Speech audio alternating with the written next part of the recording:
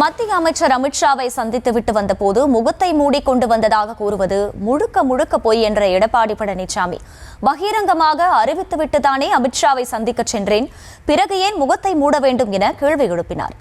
அதிமுக உட்கட்சி விவகாரங்களில் தலையிட மாட்டோம் என கூட்டணி உறுதியான போதே மத்திய அமைச்சர் அமித்ஷா திட்டவட்டமாக தெரிவித்துவிட்டதாக கூறிய எடப்பாடி பழனிசாமி ஜெயலலிதாவால் நீக்கப்பட்ட டிடிவி தினகரன் தான் முகமூடி அணிந்து கொண்டு அதிமுகவுக்கு வந்ததாகவும் விமர்சித்தார். தமிழ்நாட்டிலே ஊடகம் பத்திரிகையும் இந்திய நாட்டுக்கு ஒரு முன்னுதாரணமாக விளங்கக்கூடிய பத்திரிகை ஊடகம் இப்படி தரம் தாழ்ந்து இதை வெளியிடுவது எந்த விதத்தில் சரியா இருக்கு? சிந்தித்து பாருங்கள்.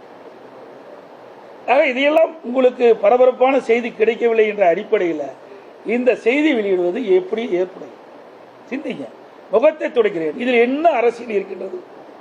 நான் வீட்டுக்கு செல்கின்ற பொழுது, மாண்புமிகு உள்துறை அமைச்சர் வீட்டுக்கு செல்கின்ற பொழுது அரசாங்கத்துக்காக தான் சென்று எல்லா ஊடகத்திலையும் பத்திரிக்கையும் செய்தி வந்தது. வெளியிலே வருகின்ற பொழுது எனது முகத்தை துடைக்கின்ற பொழுது ஒரு வீடியோ எடுத்து ஒரு சில ஊடகங்கள் வேண்டுமென்ற திட்டமிட்டு ஊடகத்தில் எடுத்து பத்திரிகையிலையும் ஊடகத்தில் வெளியிடுவது எந்த விதத்தில் சரியாக இருக்கு?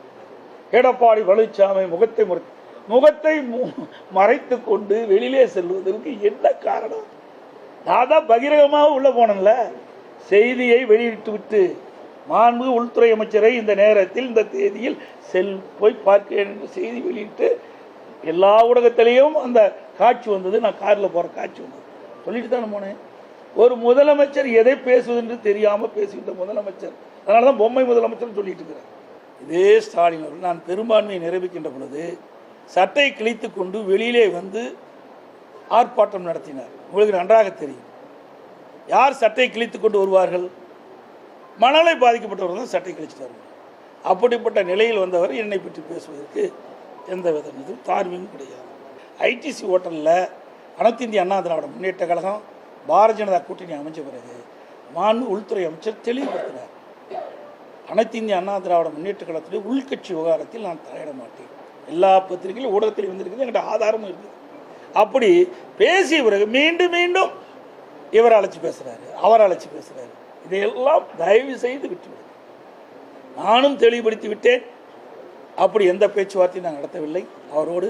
அவரும் எங்களோட உள்கட்சி விவகாரத்தை தலையிடவில்லை. இதுக்கு முற்றுப்புள்ளி வைத்து விட்டேன். மீண்டும் யாரும் தயவு செய்து அருள் கூர்ந்து பத்திரிகையாளர் ஊடக நண்பர்களும் இந்த செய்தியை வெளியிட வேண்டாம் என்று அன்போடு கேட்டேன். அவர்களும் சொல்லிவிட்டார், நானும் சொல்லிவிட்டேன். இதோடு முடிந்து விட்டது. இதை அரைத்தமாகவே தொடர்ந்து உங்களுக்கு விருப்பமான செய்தி கிடைப்பதற்கு நாங்கள் எங்களை பயன்படுத்த வேண்டாம் என்று அன்போடு இந்த நேரத்தில் கேட்டுக்கிறேன்.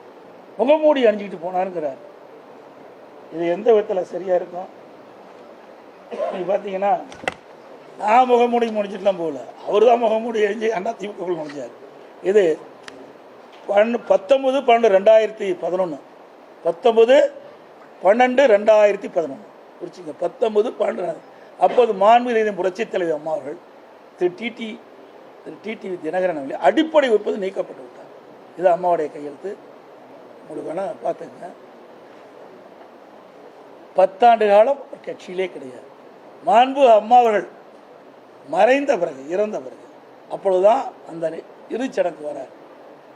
அது வரைக்கும் அம்மா அவர்கள் இருக்கின்ற வரை அவர் சென்னை பக்கமே வரல. அவர் என்னை பற்றி பேசுறார். இது தேவையில்லை. அவர் எந்த உள்நோக்கத்தோட பேசுறா எனக்கு புரியல. ஏன்னா தேசிய தலைவராக இருக்கின்ற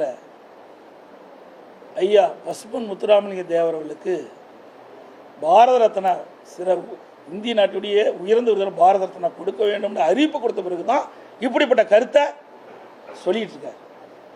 அனைத்து இந்திய அண்ணா திராவிட முன்னேற்ற கழகத்தை சிறப்பு தீர்மானம் நிறைவேற்றணும். அந்த சிறப்பு தீர்மானத்தில் தான் சில பேர் மீது ஒழுங்கு நடவடிக்கை எடுத்தோம்.